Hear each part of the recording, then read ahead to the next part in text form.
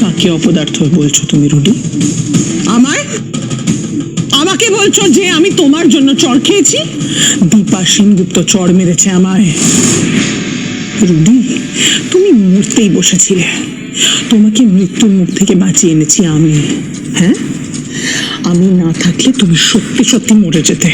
আমার কথা শোনো, দীপা সেনগুপ্তকে তুমি এখনো চেনো না।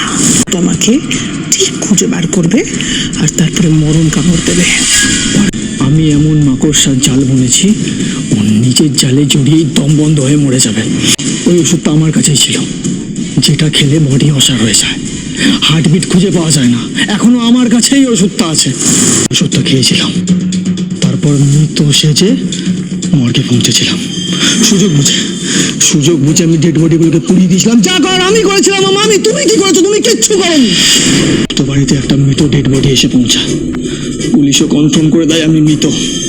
তারপর আমি 2-3 বছর ধরে অপেক্ষা করছি, আমি কবে প্রতিশোধ নেবো, কবে? আমি করেছিলাম আমি, তুমি কিচ্ছু করোনি, তুমি কিচ্ছু করোনি। সেনগুপ্ত নয়, রূপার প্রতি আমার প্রতিশোধ নেওয়া বাকি আছে, ওকে নষ্ট করা এখনো আমার বাকি আছে।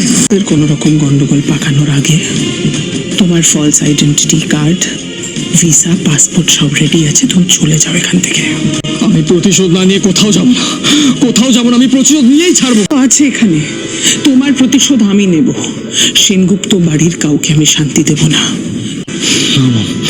আমি চলে যাব না, আমি নিজের হাতে ওদের শেষ করব।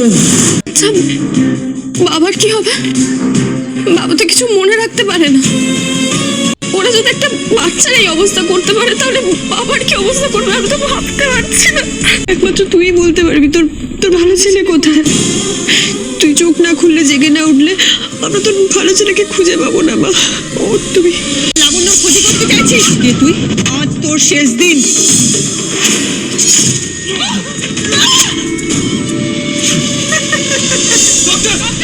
যে করে হোক আমার মাকে বাঁচান।